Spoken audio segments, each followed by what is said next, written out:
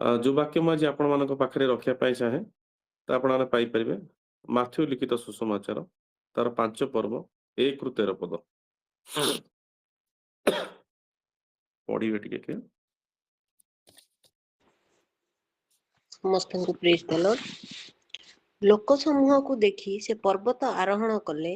ପୁଣି ଉପବେଶନ କଲା ଉତ୍ତାରେ ତାହାଙ୍କ ଶିଷ୍ୟମାନେ ତାହାଙ୍କୁ ଛାମୁକୁ ଆସିଲେ।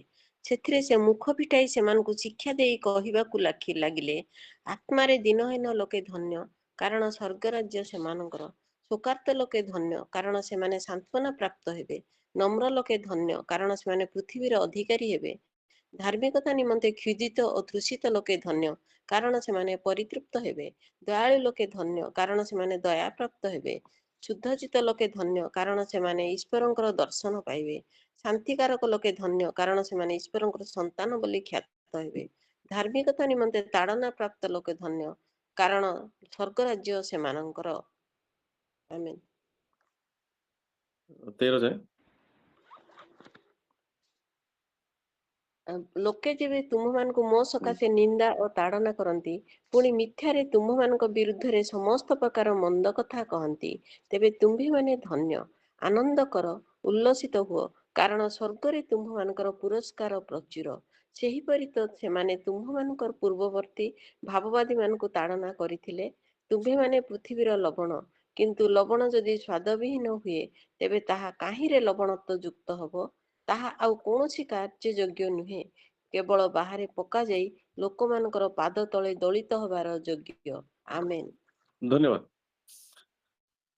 ଯେତେବେଳେ ଆମେ ଦେଖୁ ମାଥ୍ୟୁ ତାର 5 ପର୍ବ 5 ପର୍ବରୁ 7 ପର୍ବ ଯାଏ ପାର୍ବତ୍ୟ ଉପଦେଶ ବିଷୟରେ ଲେଖାଯାଏ। ବହୁତ କମ ଲୋକ ଆକୁ ପଢନ୍ତି, କାରଣ ବାଇବେଲରେ ଲୋକମାନେ ଗୀତ ସହିତ ପଢିବାକୁ ବହୁତ ଭଲ ପାଆନ୍ତି। ଗଡ୍ ଇଜ୍ ମାଇ ସାଲଭେସନ, ସଦାପ୍ରଭୁ ମୋର ଦୃଢ ଦୁର୍ଗ, ଏଇଭଳି ବିଶେଷ ଲୋକମାନଙ୍କର ବାଇବେଲରେ ଯୋଉ ଗୀତ ସହିତ ପ୍ରାୟ ସେମାନେ ପଢିବା ପାଇଁ ଭଲ ପାଆନ୍ତି। କିନ୍ତୁ ଏଇ ଯୋଉ ମାଥ୍ୟୁ ତାର 5 ପର୍ବରୁ 7 ପର୍ବ ଯଦି ପଢିବେ କହିଲେ ତାକୁ ପାଳନ କରିବାକୁ ପଡିବ। ସେଥିପାଇଁ ପ୍ରାୟ ଏଇ ପାର୍ବତ୍ୟ ଉପଦେଶ ବହୁତ କମ ଜଣ ପଢିଥାନ୍ତି, କାରଣ ଏଇଠି ଯୋଉ ବିଷୟ ଗୁଡାକ ଲେଖାଯାଏ ତା ପ୍ରଭୁ ଚାହାନ୍ତି ଆମମାନଙ୍କ ଜୀବନରେ ତା ପାଳନ କରୁ। ମାଥ୍ୟୁ 5 ରୁ 7 ଭିତରେ ଲୋକମାନେ ପଢନ୍ତି ଯେ ମାଥ୍ୟୁ 6:33 ଯେମିତି ଲେଖାଯାଏ, ପ୍ରଥମେ ତାଙ୍କ ରାଜ୍ୟ ଓ ଧାର୍ମିକତା ଅନୁସରଣ କର, ସେଇ ସବୁ ବିଷୟ ତୁମମାନଙ୍କୁ ଦିଆଯିବ। ଏଇଟା ପଢିଥାଇ ପାରନ୍ତି ଲୋକମାନେ, ପଢନ୍ତି ଏଇଟା। ମାଥ୍ୟୁ 6:24 ଯେମିତି ଲେଖାଯାଏ, ଜଣେ ଲୋକ ଦୁଇ ପ୍ରଭୁଙ୍କ ଦାସ ହେଇପାରିବନି। କିନ୍ତୁ ଆହୁରି ବହୁତ ଜିନିଷ ଲେଖାଯାଏ, ଯେମିତି ମାଥ୍ୟୁ 6:19 ଲେଖାଯାଏ, ପୃଥିବୀରେ ଆପଣା ଆପଣା ନିମନ୍ତେ ଧନ ସଞ୍ଚୟ କର ନାହିଁ। ଚୋରମାନେ ଯେପରି ସିନ୍ଦିକାଟି ଚୋରି କରନ୍ତି, ସେଭଳି ଭାବରେ ପୃଥିବୀରେ ଆପଣା ଆପଣା ନିମନ୍ତେ ଧନ ସଞ୍ଚୟ କର ନାହିଁ। ଏଇଭଳି ବିଷୟ ଯେତେବେଳେ ଲେଖାଯାଏ, ଲୋକମାନେ ପଢିବାକୁ ଇଚ୍ଛା କରନ୍ତିନି। କିନ୍ତୁ ମାଥ୍ୟୁ 5:7 ବହୁତ ଗୁରୁତ୍ୱପୂର୍ଣ୍ଣ ବିଷୟ ଲେଖାଯାଏ, ଦ ସର୍ମନ ଅନ୍ ଦ ମାଉଣ୍ଟ, ପାର୍ବତ୍ୟ ଉପଦେଶ। ଏଇ ବିଷୟ ପଢିବା ଆଉ ତାକୁ ପାଳନ କରିବା ଆମମାନଙ୍କ ଜୀବନରେ ତା ଗୁରୁତ୍ୱପୂର୍ଣ୍ଣ ଅଟେ, ତା ମହତ୍ୱପୂର୍ଣ୍ଣ ଅଟେ। 5 ରୁ 7 ଯେତେବେଳେ ଆମେ ଦେଖୁ ଯୀଶୁଙ୍କର ପାର୍ବତ୍ୟ ଉପଦେଶ, ଦ ସର୍ମନ ଅନ୍ ଦ ମାଉଣ୍ଟ, ମହାଜନତା ତ କିନ୍ତୁ ଆସୁଥିଲେ, କିନ୍ତୁ ଯୋଉ ଶିଷ୍ୟମାନେ ଯୀଶୁ ଗୋଟେ ପାହାଡ ଉପରକୁ ଗଲେ, କିନ୍ତୁ ଲେଖାଯାଏ ପୁଣି ବସିବା ପରେ ତାଙ୍କ ଶିଷ୍ୟମାନେ ତାଙ୍କ ପାଖକୁ ଆସିଲେ, ଆଉ ସେ ଶିଷ୍ୟମାନଙ୍କୁ ପାର୍ବତ୍ୟ ଉପଦେଶ କହିବା ପାଇଁ ଲାଗିଲେ। ଯେତେବେଳେ ଲୋକମାନେ ଭିଡ ହଉଥିଲେ, ସେତେବେଳେ ସେ ପ୍ରଚାର କରୁଥିଲେ, କିନ୍ତୁ ଶିଷ୍ୟମାନଙ୍କୁ ହିଁ ଶିକ୍ଷା ଦଉଥିଲେ। ଆଜି ମୁଁ କହିବା ପାଇଁ ଚାହେଁ, ଯେତେବେଳେ ଏଇ ପାର୍ବତ୍ୟ ଉପଦେଶ ସେ ଶିଷ୍ୟମାନଙ୍କୁ କହିଲେ, ହେଇପାରେ ଯଦି ଆମେ ଭିଡରେ ଆଜି ରହିବା ତ ପାର୍ବତ୍ୟ ଉପଦେଶକୁ ଆମେ ଶୁଣି ପାରିବା ନାହିଁ। 5 ପର୍ବ 1 ପଦରେ ଲେଖାଯାଏ, ପାହାଡ ଉପରକୁ ଚଢିଲେ, ପୁଣି ବସିବା ପରେ ତାଙ୍କ ଶିଷ୍ୟମାନେ ତାଙ୍କ ପାଖକୁ ଆସିଲେ। ପାର୍ବତ୍ୟ ଉପଦେଶ ଶୁଣିବା ପାଇଁ ହେଲେ, ପାର୍ବତ୍ୟ ଉପଦେଶ ପାଳନ କରିବା ପାଇଁ ହେଲେ ଶିଷ୍ୟ ହବାକୁ ପଡିବ। ଯେତେବେଳେ ଲୋକମାନଙ୍କ ଗହଳିରେ ଆମେ ରହିଯାଉ, ମହାଜନତା ଭିତରେ ରହିଯାଉ, ତ ପାର୍ବତ୍ୟ ଉପଦେଶକୁ ଆମେ ଶୁଣି ନ ପାରୁ। ଯେତେବେଳେ ସର୍ବାନନ୍ଦ ମାଉଣ୍ଟ ଲୋକମାନଙ୍କର ଭିଡ଼ ତ ଥିଲା, କିନ୍ତୁ ଯୋଉ ଶିଷ୍ୟମାନେ ଆସିଲେ ସେ ଶିଷ୍ୟମାନଙ୍କୁ ସେ ପାହାଡ଼ରେ ଥାଇକି ତାଙ୍କୁ ଏଇ ଗୁରୁତ୍ୱପୂର୍ଣ୍ଣ ଶିକ୍ଷା ଗୁଡ଼ାକ ତାଙ୍କୁ କହିବା ପାଇଁ ଲାଗିଲେ। ଗହଳିରେ ରହିଲେ ତ ସର୍ବାନନ୍ଦ ମାଉଣ୍ଟ ଆମମାନେ ଶୁଣି ପାରିବାନି କି ପାଳନ କରିପାରିବା ନାହିଁ। ଆକୁ ଶୁଣିବାକୁ ହେଲେ, ଆକୁ ବୁଝିବାକୁ ହେଲେ, ଆକୁ ପାଳନ କରିବାକୁ ହେଲେ ଆମମାନଙ୍କୁ ଆଉ ଗୋଟେ ପାଦ ଗହଳିରୁ ବାହାରିକି ଶିଷ୍ୟ ଆଡ଼କୁ ଆସିବାର ଅଛି। ପ୍ରଭୁ ସାହାଯ୍ୟ କରନ୍ତୁ। ଯେତେବେଳେ ଆମମାନେ ଦେଖୁ 13 ପଦରେ ଲେଖାଯାଏ, ତୁମେମାନେ ଜଗତର ଲବଣ ବୋଲି ଲେଖାଯାଏ। ତୁମମାନେ ପୃଥିବୀର ଲବଣ, କିନ୍ତୁ ଲବଣ ଯଦି ସ୍ୱାଦବିହୀନ, ତେବେ ତା କାହିଁରେ ଲବଣାକ୍ତ ହେବ? ତା ଆଉ କୌଣସି କାର୍ଯ୍ୟ ଯୋଗ୍ୟ ନୁହେଁ, କେବଳ ବାହାରେ ପକାଯାଇ ଲୋକମାନଙ୍କ ପାଦ ତଳେ ଦଳିତ ହେବାର ଯୋଗ୍ୟ। ପାଖାପାଖି 8ଟା ବିଷୟ ଏଠାରେ ଲେଖାଯାଏ। ମାଥ୍ୟୁ ଲେଖୁଛନ୍ତି 8ଟା ବିଷୟ। ଏଇ 8ଟା ବିଷୟ ଯାହାର ଜୀବନରେ ଅଛି, ତ ସେମାନଙ୍କୁ କୁହାଯାଏ ଜଗତର ଲବଣ। ପ୍ରଥମ ହେଲା, ଆତ୍ମାରେ ଦୀନହୀନ ଲୋକ ଧନ୍ୟ, କାରଣ ସ୍ୱର୍ଗ ରାଜ୍ୟ ସେମାନଙ୍କର। ଦ୍ୱିତୀୟରେ, ଶୋକାର୍ତ୍ତ ଲୋକ ଧନ୍ୟ, କାରଣ ସେମାନେ ସାନ୍ତ୍ୱନା ପ୍ରାପ୍ତ ହେବେ। ତାପରେ ନମ୍ର ଲୋକେ ଧନ୍ୟ, କାରଣ ସେମାନେ ପୃଥିବୀର ଅଧିକାରୀ ହେବେ। ଧାର୍ମିକତା ନିମନ୍ତେ କ୍ଷୁଧିତ ଓ ତୃଷିତ ଲୋକ ଧନ୍ୟ, କାରଣ ସେମାନେ ପରିତୃପ୍ତ ହେବେ। ଦୟାଳୁ ଲୋକ ଧନ୍ୟ, କାରଣ ସେମାନେ ଦୟାପ୍ରାପ୍ତ ହେବେ। ସୁଧଚିତ ଲୋକ ଧନ୍ୟ, କାରଣ ସେମାନେ ଈଶ୍ୱରଙ୍କ ଦର୍ଶନ ପାଇବେ। ଶାନ୍ତିକାରକ ଲୋକ ଧନ୍ୟ, କାରଣ ସେମାନେ ଈଶ୍ୱରଙ୍କ ସନ୍ତାନ ଭାବରେ ପରିଚିତ ହେବେ। ଧାର୍ମିକତା ନିମନ୍ତେ ତାଡ଼ନା ପ୍ରାପ୍ତ ଲୋକ ଧନ୍ୟ, କାରଣ ସ୍ୱର୍ଗ ରାଜ୍ୟ ସେମାନଙ୍କର। ଏଇ 8ଟି ବିଷୟ ଯଦି ଆମମାନଙ୍କ ଜୀବନରେ ଅଛି, ତାହେଲେ ଆମମାନେ ମଧ୍ୟ ଜଗତର ଲବଣ। ଯୀଶୁଖ୍ରୀଷ୍ଟ ଜଗତର ଲବଣ ଏଇଭଳି ଶିଷ୍ୟମାନଙ୍କୁ କହିଲେ, ଯୋଉ ଶିଷ୍ୟମାନେ ଠିକରେ ସେମାନେ ପ୍ରାର୍ଥନା କରିବା କଣ ଜାଣିନାହାନ୍ତି, ଜ୍ଞାନ ନଥିଲା ଏତେ, ଉପବାସ କରିବାର ଜ୍ଞାନ ମଧ୍ୟ ନଥିଲା, ବାଇବେଲର ଜ୍ଞାନ ମଧ୍ୟ ତାଙ୍କର ନଥିଲା। ଏଇଭଳି ଶିଷ୍ୟମାନଙ୍କୁ, ଯୋଉମାନେ ମତ୍ସ୍ୟଜୀବୀରୁ ସେମାନେ ଆସିଥିଲେ ସବୁ କିଛି ଛାଡିକି, ତ ସେମାନଙ୍କୁ କହୁଛନ୍ତି ତୁମମାନେ ଜଗତର ଲବଣ। ସେ ସମୟରେ ଫାରୁସୀ ମାନେ ଥିଲେ, ଯୋଉ ଫାରୁସୀଙ୍କୁ ସେ କହିଲେନି ତୁମମାନେ ଜଗତର ଲବଣ। ଯୋଉ ଫାରୁସୀ ଯୋଉମାନେ ଦିନରେ 3 ଥର ଉପବାସ, ଦିନରେ 3 ଥର ପ୍ରାର୍ଥନା କରନ୍ତି, ସପ୍ତାହରେ 2 ଥର ଉପବାସ କରନ୍ତି, ଛୋଟ ଛୋଟ ବିଷୟରେ ମଧ୍ୟ ଦଶମାଂଶ ମଧ୍ୟ ଦିଅନ୍ତି, କାରଣ ଫାରୁସୀ ଆଉ କରଗ୍ରାହୀ 2 ଜଣ ମନ୍ଦିରକୁ ଗଲେ ଲେଖାଯାଏ। କିନ୍ତୁ ସେଇ ଫାରୁସୀକୁ କହୁନାହାନ୍ତି ତୁମେମାନେ ଜଗତର ଲବଣ, କିନ୍ତୁ ଯୋଉମାନେ ସେ ଗହଳିରୁ ବାହାରିକି ଶିଷ୍ୟ ଯୋଉମାନେ ଆଗକୁ ଆସୁଅଛନ୍ତି, ସେମାନଙ୍କୁ କହୁଛନ୍ତି ତୁମମାନେ ଜଗତର ଲବଣ। ହେଇପାରେ ଆମେ ଅନେକ ଦିନର ବିଶ୍ୱାସୀ ହେଇପାରୁ, କିନ୍ତୁ ଯୋଉମାନେ ସେ ଗହଳିରୁ ବାହାରିକି ଆସିଛନ୍ତି ଆଜି, ପ୍ରଭୁ ସେମାନଙ୍କ ମଧ୍ୟରେ ଅନେକକୁ ଖୋଜିବା ପାଇଁ ଚାହାନ୍ତି, ଯୋଉମାନେ ଜଗତର ଲବଣ ହେବେ। ଫାରୁସୀ ଥିଲେ ସେ ସମୟରେ, ସାଦୁକୀ ମାନେ ଥିଲେ, କିନ୍ତୁ ପ୍ରଭୁ ଏଇଭଳିଆ ଲୋକଙ୍କୁ କହୁଛନ୍ତି ଯେ ତୁମେମାନେ ଜଗତର ଲବଣ, ଯାହା ଶିଷ୍ୟମାନଙ୍କୁ ସେ କହୁଥିଲେ ଯେ ତୁମେମାନେ ହଉଛ ଜଗତର ଲବଣ, ଯାହାଙ୍କର ସାଧାରଣ ଜ୍ଞାନ ମଧ୍ୟ ନଥିଲା। ଏଇଭଳି ଲୋକଙ୍କୁ ପ୍ରଭୁ କହିଲେ ତୁମେ ହଉଛ ଜଗତର ଲବଣ। ସେଇଥିପାଇଁ ପ୍ରଥମରେ ଲେଖାଯାଏ, ଆତ୍ମାରେ ଦୀନହୀନ ଲୋକ ଧନ୍ୟ, ଆଉ ସ୍ୱର୍ଗ ରାଜ୍ୟ ସେମାନଙ୍କର ବୋଲି ଲେଖାଯାଏ।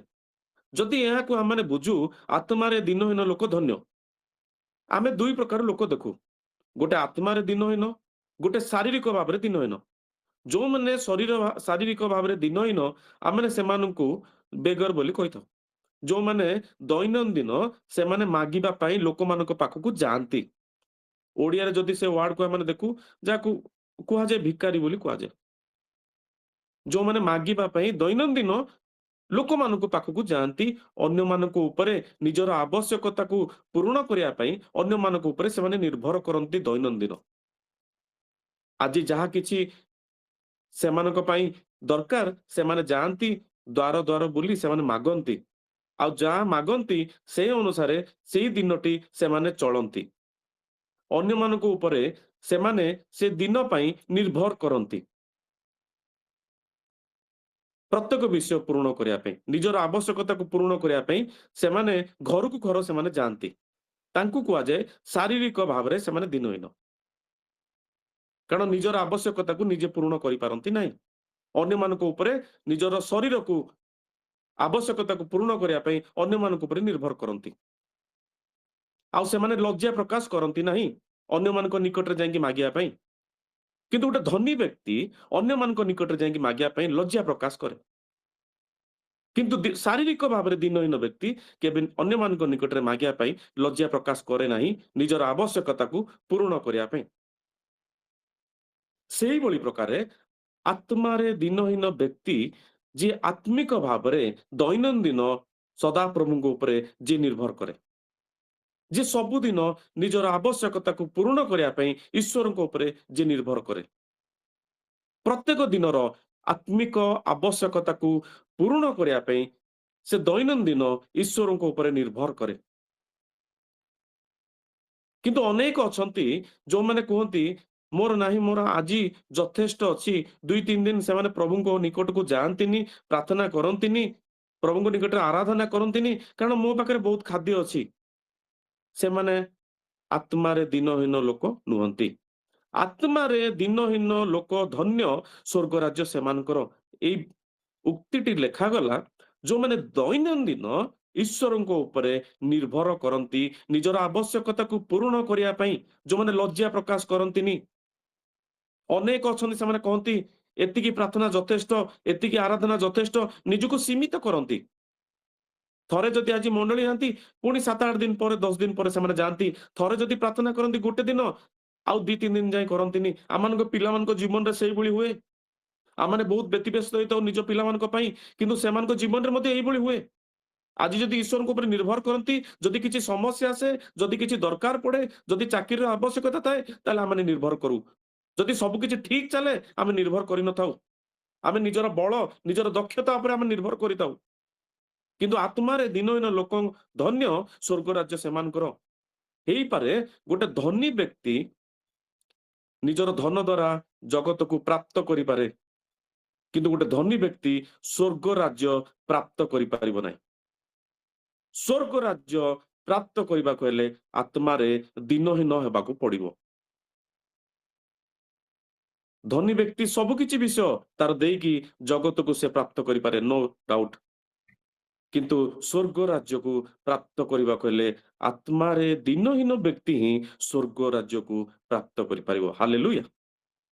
ଯୋଉମାନେ ଦୈନନ୍ଦିନ ସଦାପ୍ରଭୁଙ୍କ ଠାରେ ଯୋଉମାନେ ନିର୍ଭର କରନ୍ତି, ଦୈନନ୍ଦିନ ତାଙ୍କ ଉପରେ ଯୋଉମାନେ ଆଉଜି ପଡନ୍ତି ପ୍ରତ୍ୟେକ ଦିନର ଆବଶ୍ୟକତା ଅନୁସାରେ, ପ୍ରଭୁ ଲେଖାଯାଏ ହିତୋପଦେଶ ତାର 8:35 ଲେଖାଯାଏ ଯେ ତାଙ୍କୁ ପାଏ ସେ ଜୀବନ ପାଏ ବୋଲି ଲେଖାଯାଏ। ପ୍ରତ୍ୟେକ ଦିନ ତାଙ୍କ ନିକଟକୁ ମତେ ଆସିବାର ଅଛି, ତାଙ୍କ ନିକଟରେ ମୋ ନିଜକୁ ରଖିବାର ଅଛି, ପ୍ରଭୁଙ୍କ ନିକଟରେ ନିଜକୁ ସମର୍ପଣ କରିବାର ଅଛି, ଦୈନନ୍ଦିନର ଆବଶ୍ୟକତାକୁ ପ୍ରଭୁଙ୍କୁ ମାଗିବାର ଅଛି। ପ୍ରଭୁ ସାହାଯ୍ୟ କର। ଦୈନନ୍ଦିନ ଯୋଉମାନେ ଏଇଭଳି ବ୍ୟକ୍ତି, କାରଣ ଯୋଉଭଳି ଭାବରେ ଶାରୀରିକ ଭାବରେ ଦିନହୀନ, ଆଜିର ଆବଶ୍ୟକତାକୁ ସେ ପୂରଣ କରିବା ପାଇଁ ମାଗିବା ପାଇଁ ଯାଏ, ଆଜି ପୁଣି ଶେଷ ହେଇଗଲେ କାଲି ପୁଣି ଯାଏ। ଯେତେବେଳେ ଖାଲି ହେଇଯାଏ ପୁଣି ଆଉଥରେ ତା ପରଦିନ ପୁଣି ଯାଏ, ପୁଣି ନେଇକି ଆସେ, ପୁଣି ଖାଲି ହେଇଯାଏ। ସେଇଭଳି ଭାବରେ ଆତ୍ମାରେ ଦିନହୀନ ପ୍ରତ୍ୟେକ ଦିନ ଦୈନନ୍ଦିନ ଆମମାନେ ପ୍ରଭୁଙ୍କ ନିକଟରେ ନିର୍ଭର କରିବାର ଅଛି। ସେଇଥିପାଇଁ ଆତ୍ମାରେ ଦିନହୀନ ବ୍ୟକ୍ତିଙ୍କ ପାଇଁ ସ୍ୱର୍ଗ ରାଜ୍ୟ ସେମାନଙ୍କର ଅଟେ। ହାଲେଲୁୟା। ପ୍ରଭୁ ସାହାଯ୍ୟ କରନ୍ତୁ। ସେଇଭଳି ପ୍ରକାର ଲେଖାଗଲା, ଯଦି ଏଇ ସବୁ ବିଷୟ ଗୁଡାକ ଯାହାର ଜୀବନରେ ଅଛି, ସେମାନଙ୍କୁ କୁହାଯାଏ ତୁମମାନେ ପୃଥିବୀର ଲବଣ ଅଟ। କାହିଁକି ଏଇ ସବୁ ବିଷୟକୁ ଆମମାନଙ୍କୁ ସଂରକ୍ଷିତ କରି ରଖିବାର ଅଛି। ଯୋଉପରି ପ୍ରକାରେ ଲବଣକୁ ବ୍ୟବହାର କରାଯାଉଥିଲା, ଆମେ ଟିକେ ପଢିବା ଲେବି ତାର 2:13 ଲେବି ତାର 2:13 ଟିକେ ପଢିବେ କିଏ?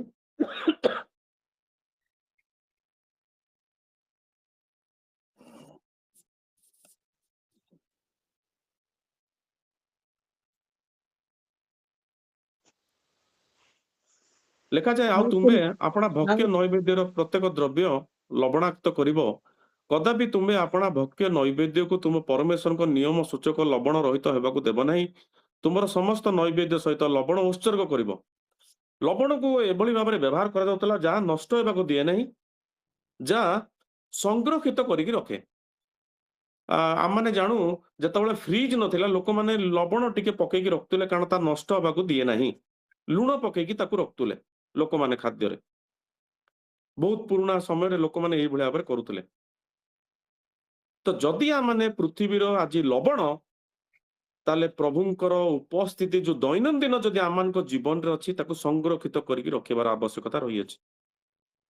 ଆତ୍ମାରେ ଯଦି ଦିନହୀନ ବ୍ୟକ୍ତି ଆମମାନେ ଯଦି ଦୈନନ୍ଦିନ ପ୍ରଭୁଙ୍କ ନିକଟରେ ବିଶ୍ୱାସ କରୁଅଛୁ, ଭରସା ରଖୁଅଛୁ, ଦୈନନ୍ଦିନ ଯଦି ପ୍ରଭୁଙ୍କ ଉପସ୍ଥିତିକୁ ଆମମାନେ ଖୋଜୁଅଛୁ, ପ୍ରଭୁଙ୍କ ଉପସ୍ଥିତିରେ ଯଦି ଆସୁଅଛୁ, ଯୋଉ ସତ୍ୟତା, ଯୋଉ ପବିତ୍ରତା ଆମମାନଙ୍କ ଜୀବନରେ ଯୋଉ ପ୍ରଭୁ ଧାର୍ମିକତା ଦେଇଅଛନ୍ତି, ତାକୁ ଆମମାନଙ୍କ ଜୀବନରେ ଆଜି ସଂରକ୍ଷିତ କରିକି ରଖିବାର ଆବଶ୍ୟକ ଅଟେ। ଯଦି ପୃଥିବୀର ଆମମାନେ ଲବଣ, ପୃଥିବୀର ଲବଣ ଯୋଉମାନେ ଏଇ ବିଷୟକୁ ସଂରକ୍ଷିତ କରିକି ରଖିବାର ଆବଶ୍ୟକ ଅଛି। ଯଦି ସଂରକ୍ଷିତ କରିବା, ତାହେଲେ ସ୍ୱର୍ଗ ରାଜ୍ୟ ସେମାନଙ୍କର।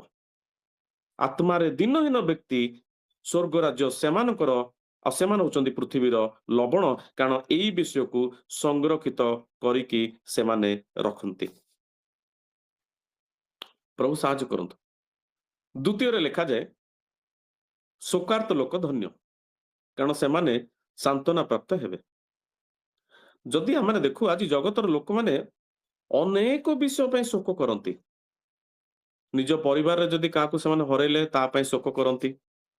ଯଦି ଗୋଟେ ବ୍ୟକ୍ତି ଗୋଟେ ପ୍ରମୋଶନ ଯଦି ନ ପାଇଲେ ବି ସେମାନେ ଶୋକ କରନ୍ତି, କାନ୍ଦନ୍ତି। ଯଦି ଜଣେ କିଛି ଟଙ୍କା ଯଦି ହରେଇଲା ତାହେଲେ ସେ ଶୋକ କରେ। ଯଦି ଜଣେ ଲୋକ ଯଦି ସମ୍ମାନକୁ ଯଦି ହରେଇଲା ତାହେଲେ ସେ ଶୋକ କରେ। ଯଦି କିଏ କାହାକୁ ଗୋଟେ ବାଧିଲା ଭଳିଆ କଥା କହିଲା ତ ସେଇଠି ମଧ୍ୟ ସେ ଶୋକ କରନ୍ତି। ତ ଏଇ ଶୋକ ବିଷୟରେ ଏଠି ଲେଖାଯାଏ ନାହିଁ। ଯଦି ଆମକୁ ଜଣେ କିଏ ଆଘାତ ଦେଲା, ଆମମାନେ ମଧ୍ୟ ଶୋକ କରୁ, କିନ୍ତୁ ଏଇ ଶୋକ ବିଷୟରେ ଏଇ ମାଥ୍ୟୁ 5:1-13 ଭିତରେ ଏଇଟା ଲେଖାଯାଏ ନାହିଁ। ଶୋକାର୍ତ୍ତ ଲୋକ ଧନ୍ୟ, କାରଣ ସେମାନେ ସାନ୍ତ୍ୱନା ପ୍ରାପ୍ତ ହେବେ। ନିଜର ଦୁଃଖ ପାଇଁ ଯୋଉମାନେ ଶୋକ କରନ୍ତି ସେଇ ବିଷୟରେ ଲେଖାଯାଏ ନାହିଁ। ଏଇ ବିଷୟ ଲେଖାଯାଏ ଯୋଉମାନେ ନିଜର ପାପ ପାଇଁ ଯୋଉମାନେ ଶୋକ କରନ୍ତି ସେମାନେ ଧନ୍ୟ। କେମିତି? ଯୀଶୁ ଏଠାରେ ନିଜର ଦୁଃଖ ପାଇଁ ସେ ଶୋକ କରୁନାହାନ୍ତି। ଯେତେବେଳେ କ୍ରୁଶାର୍ପିତ ଯନ୍ତ୍ରଣା ଦେଇକି ଯାଉଥିଲେ, ନିଜ ଦୁଃଖ ପାଇଁ ସେ ଶୋକ କରୁନଥିଲେ। ସେ ଶୋକ କରୁଥିଲେ ଅନ୍ୟମାନଙ୍କ ଜୀବନ ଦେଖିକି। ଲୁକ 19:41 ଲେଖାଯାଏ, ଜିରୁସାଲାମକୁ ଦେଖି ସେ ରୋଦନ କଲେ ବୋଲି ଲେଖାଯାଏ। ଜିରୁସାଲାମର ଲୋକମାନଙ୍କୁ ଦେଖିକି ସେ ରୋଦନ କଲେ। ଫାରୁସୀ ଶାସ୍ତ୍ରୀ ଏ ଲୋକମାନଙ୍କୁ ଦେଖିକି ସେ ରୋଦନ କରୁଅଛନ୍ତି। ସେମାନଙ୍କର ଆତ୍ମିକ ଜୀବନ ଦେଖିକି ସେ ରୋଦନ କରୁଅଛନ୍ତି ସେ ଜାଗାରେ। ଆଉ ଯେତେବେଳେ ଆମେ ଦେଖୁ ଯୀଶୁ ଖ୍ରୀଷ୍ଟଙ୍କର କ୍ରନ୍ଦନ କରିବାର ବିଷୟ, ଜୋହନ 11:35 ମଧ୍ୟ ଦେଖାଯାଏ, ଯୀଶୁ ଲାଜାରର କବର ପାଖକୁ ଯେତେବେଳେ ଯାଇଥିଲେ ସେଇଠି ଦେଖିକି ମଧ୍ୟ ସେ କ୍ରନ୍ଦନ କରୁଅଛନ୍ତି, କି ସେ କାନ୍ଦିଲେ ବୋଲି ଲେଖାଯାଏ। ଯୀଶୁ କାନ୍ଦିଲେ। କିନ୍ତୁ ଯୀଶୁ ଖ୍ରୀଷ୍ଟ ଯେତେବେଳେ କାନ୍ଦୁଅଛନ୍ତି ସେଇ ବିଷୟକୁ ଯେତେବେଳେ ଆମେ ଦେଖୁ ଲୁକ 23:27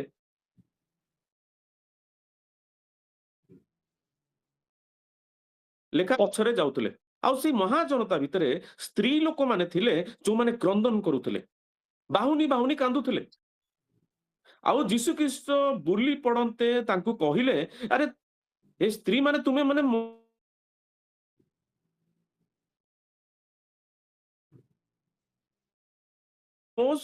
ମତେ ଦେଖି ତୁମେ ରୋଦନ କରନି, ନିମନ୍ତେ ତୁମେ ରୋଦନ କର, ସେମାନଙ୍କ ଜୀବନ ନିମନ୍ତେ ତୁମେ ରୋଦନ କର ବୋଲି ସେ କହୁଛନ୍ତି।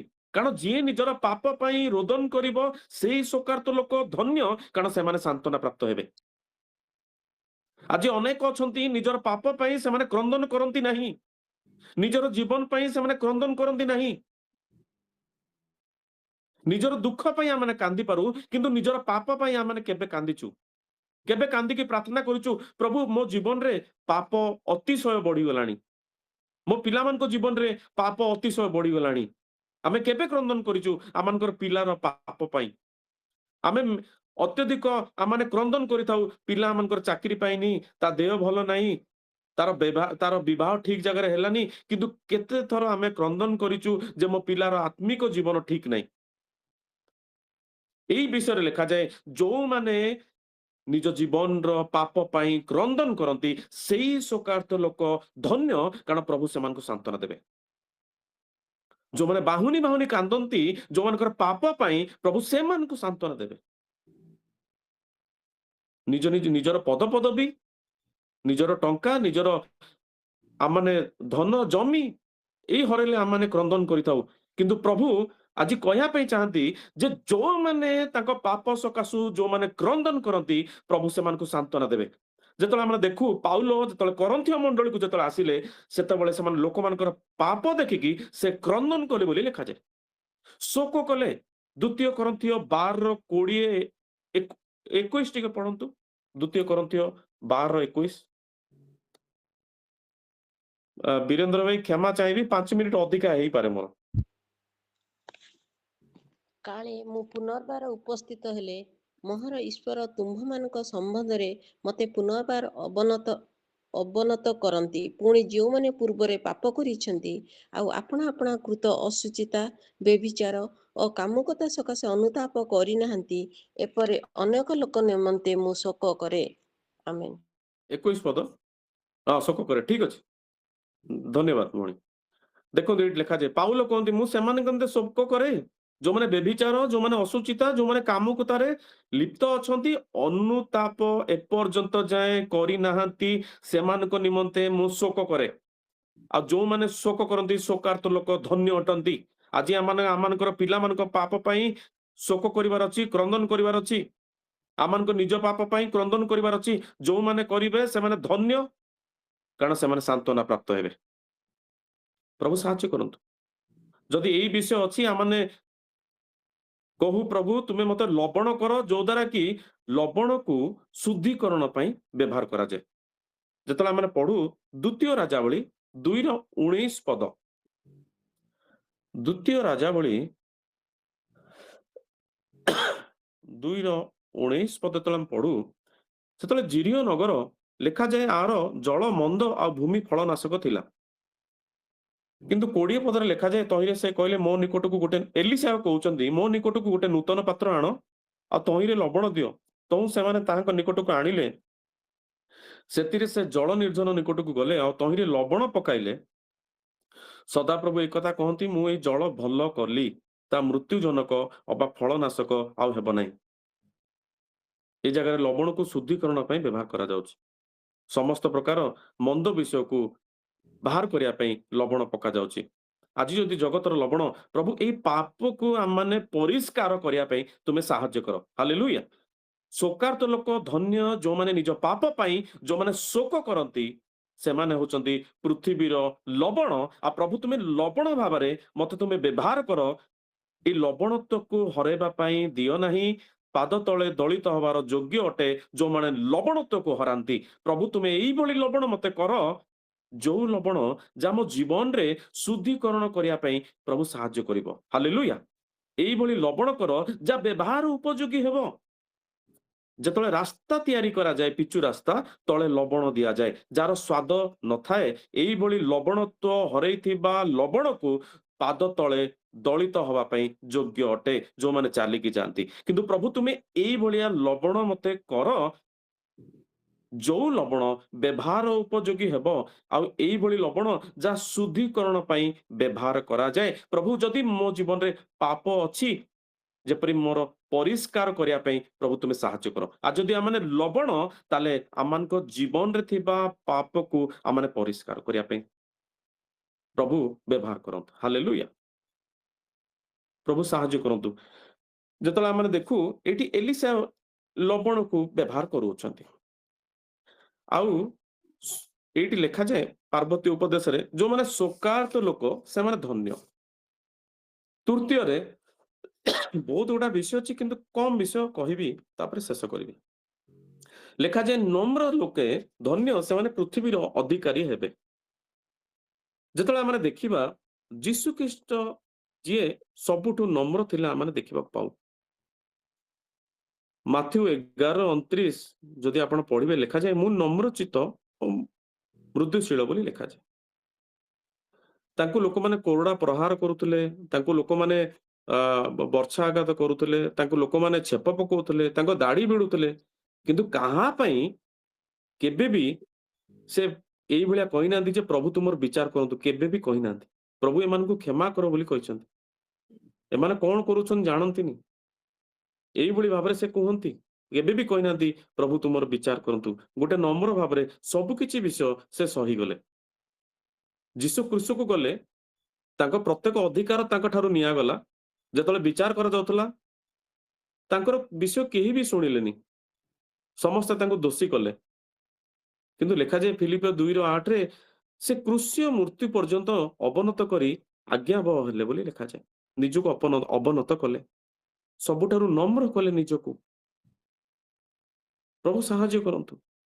ଯେତେବେଳେ ଆମେ ବାଇବେଲରେ ଦେଖୁ ନମ୍ର ବ୍ୟକ୍ତିମାନଙ୍କୁ, ଯେତେବେଳେ ଆମେ ଯୀଶୁ ଖ୍ରୀଷ୍ଟଙ୍କ ବିଷୟ ଦେଖୁ, ତାଙ୍କ ପଦଚିହ୍ନ ଦେଇକି ଆମମାନଙ୍କୁ ମଧ୍ୟ ଯିବାର ଅଛି। ଅନେକ ଲୋକଙ୍କୁ ମଧ୍ୟ ଆମେ ଦେଖୁ ଯୋଉମାନେ ନମ୍ର ଥିଲେ। ଯୋଉଭଳି ଭାବରେ ଆମେ ଦେଖୁ ସେ ବାପ୍ତିଜିକ ଯୋହନ ମଧ୍ୟ ଜନ୍ ଦ ବାପ୍ଟିଷ୍ଟ, ସେ ମଧ୍ୟ ନମ୍ର ଥିଲେ।